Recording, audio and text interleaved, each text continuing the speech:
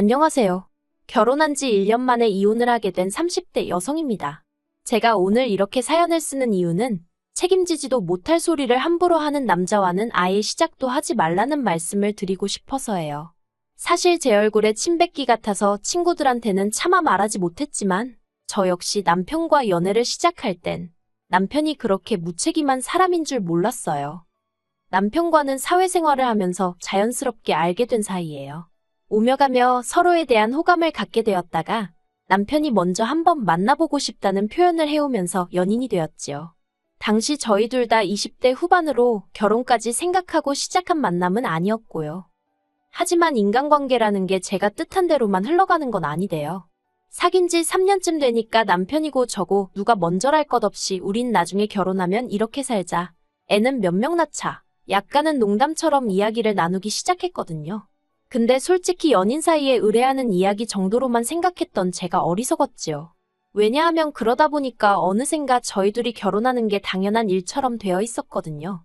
그래서 남편을 사랑한 것과는 별개로 결혼에 대한 100%의 확신이 있어서라기보다는 약간은 분위기에 휩쓸려서 결혼을 하게 된 듯합니다. 다른 사람들의 생각이나 시선보다는 제 마음의 소리에 좀 더 귀 기울이고 스스로에게 솔직했어야 하는데 말이지요.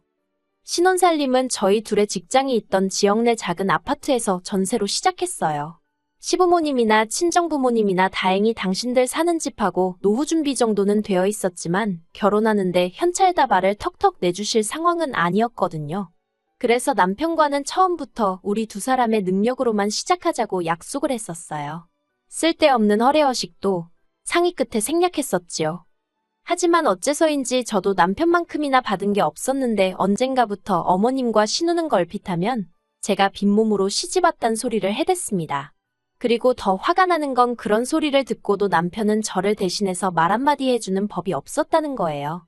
결국 참다 못한 제가 어머님 면전에다 대고 제 친구들은 남자 쪽에서 집도 해오고 차도 사오던데 저는 무슨 팔짠지 모르겠다고 해버렸어요.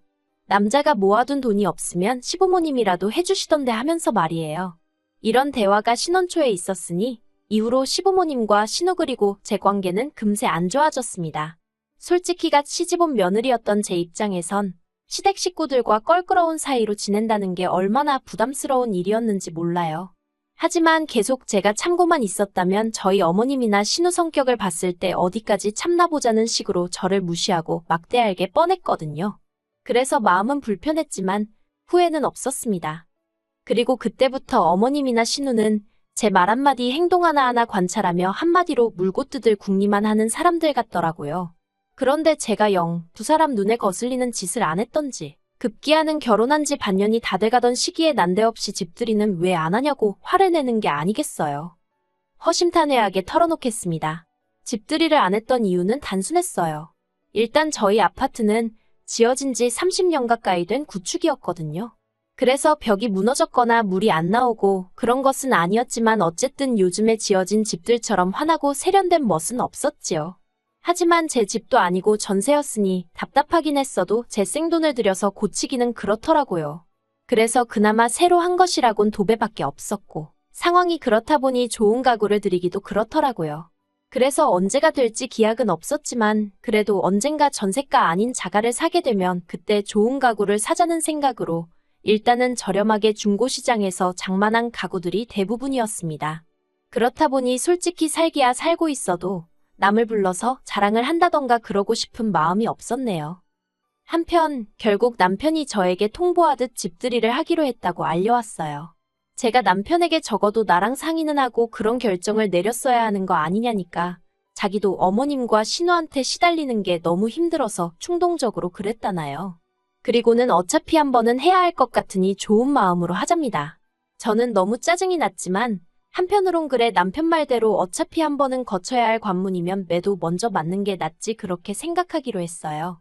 그리고 어머님 아버님 그리고 신우만 초대하면 세 사람밖에 안 되니까 음식하고 그러는 게 얼마나 힘들 것 같지도 않았고요. 그런데 집들이를 하기로 한 전날 어머님한테 연락이 왔습니다. 어머님 아버님 신우뿐만 아니라 어머님 친척분들도 오실 거라면서 음식을 넉넉히 준비하라고요. 제가 남편더러 갑자기 이렇게 바뀌는 법이 어딨느냐고 당신이 어머님이랑 통화 좀 해보라 했어요. 그러자 남편은 자기가 통화하면 뭐가 달라지겠냐고, 어머님 기분이나 상한다며 그냥 기왕 하는 거 좀 더 넉넉히 준비한다 생각하라대요. 하지만 말이 쉽지. 눈앞이 깜깜했지요. 어머님 아버님 신우 그리고 저희 부부까지 5사람에 맞춰서 장도 다 봐놨고 어떻게 할지 구상도 마쳤는데 이제 와서 갑자기 친척들이 온다니. 아무리 생각해도 도무지 답이 안 나와서 그러면 내일 아침에 당신이 나를 좀 도와줘야 한다고 했어요. 가서 부족한 재료도 사다 주고 잔심부름도 들어줘야 한다고요. 그랬더니 남편이 흔쾌히 알겠다고 하대요. 하지만 이튿날 아침 일어나니 남편은 벌써 어디를 갔는지 안 보였습니다.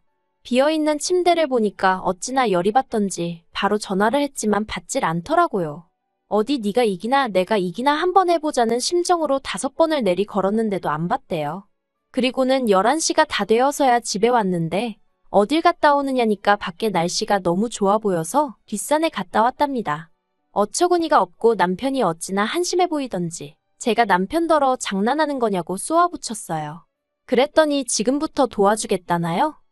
저는 됐다고 남편에게 대꾸하곤 입고 있던 앞치마를 풀어서 남편 가슴팍에 집어던졌습니다. 그리고는 나머지는 당신이 알아서 하라고 했어요. 장봐오기부터 시작해서 밑준비까지 제가 다 했으니까 굽던지 찌던지 그건 당신이 알아서 하고 손님 맞이하라고요. 그러고 저는 제 핸드폰과 차키를 챙겨서 현관을 나섰습니다. 남편이 저더러 이렇게 해놓고 지금 어딜 가냐며 화를 내길래 나도 날씨가 너무 좋아 보여서 친정에 간다고 받아쳐버렸지요.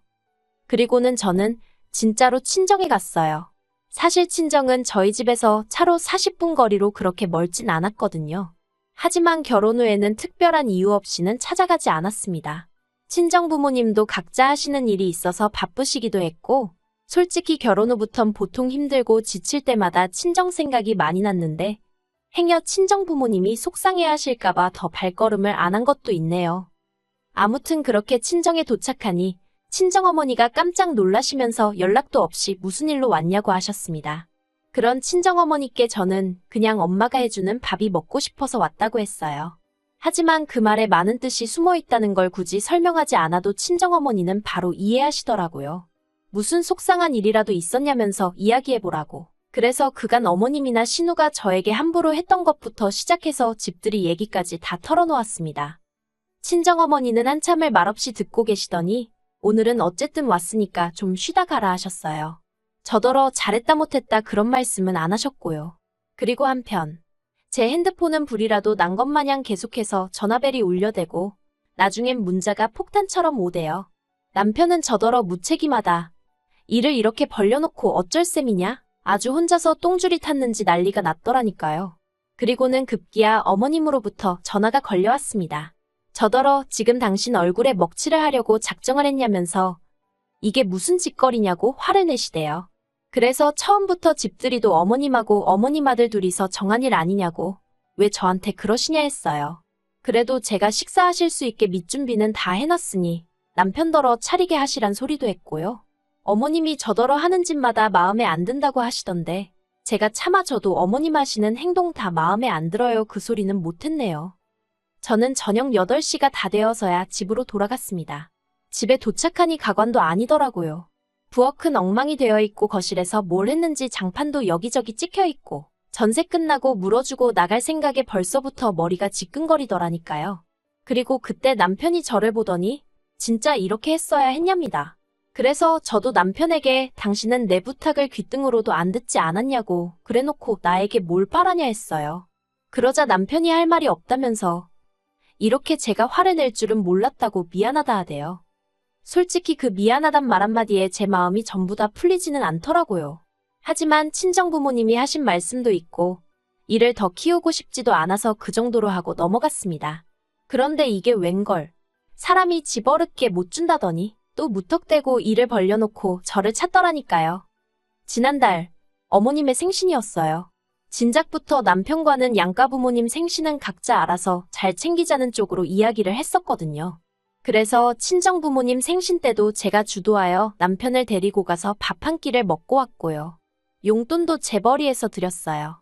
하지만 그랬음에도 불구하고 친정부모님이 그것만으로도 저희 부부에게 고맙다며 특히나 남편 생일 때는 정말 상다리가 부러지게 생일상을 차려주시대요.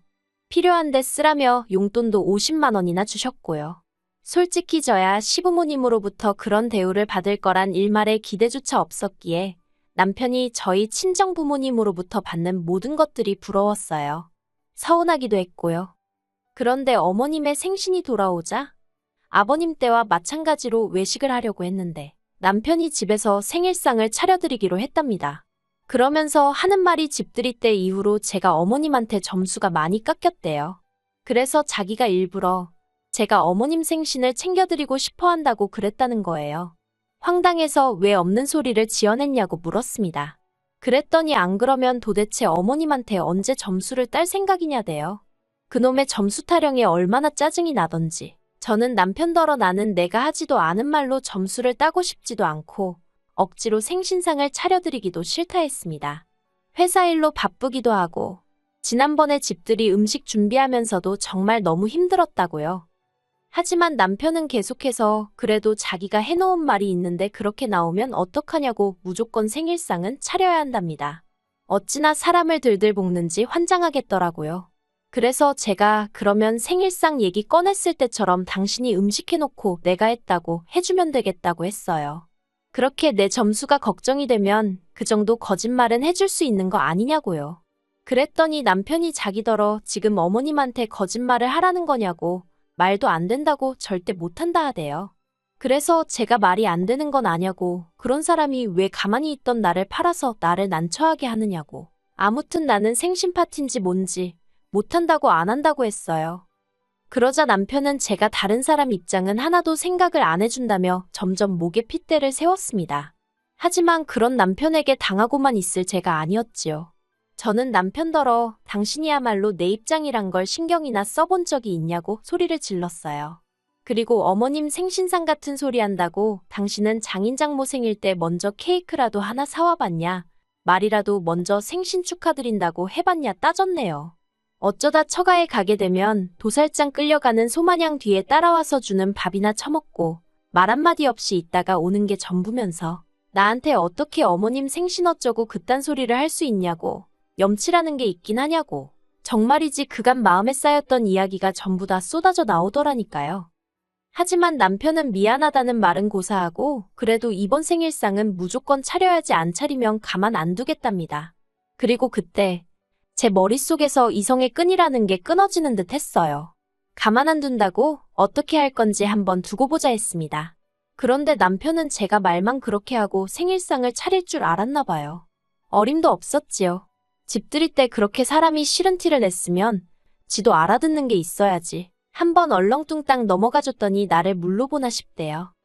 그리고 마침내 어머님 생신날이었어요. 주말이기도 했고 그래서 오전 10시 반쯤 느지막이 일어나 커피도 내리고 토스트도 만들었지요. 그렇게 여유있고 한가한 시간을 보내고 있는데 머리가 떡이 된 남편이 안방에서 나오더니 저를 보고는 지금 몇 시인데 왜 아무것도 안 하고 그러고 있냐는 거예요.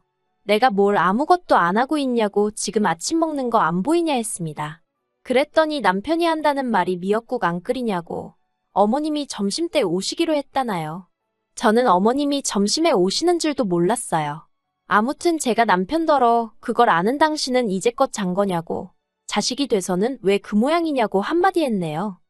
이후로 빨리 뭐라도 하라고 저를 재촉하는 남편을 향해 당신이야말로 미역국이라도 끓이라고 한마디 했어요. 어머님 생신상은 순전히 당신 생각이었으니 당신이 처음부터 끝까지 책임지라고도 했지요. 솔직히 말해서 혹시나 남편이 저보다 일찍 일어나 뭐라도 하려고 흉내라도 내고 있었으면 저도 마음을 달리 먹고 도와줄 생각이었거든요. 그런데 이건 뭐 자기가 어머님한테 생신상을 차려드리네 어쩌네 헛소리는 다 해놓고 일은 제가 다 하라는 판이었으니 한 번 당하지 두 번 당하겠어요. 결국 남편과 저는 또다시 싸우게 되었습니다.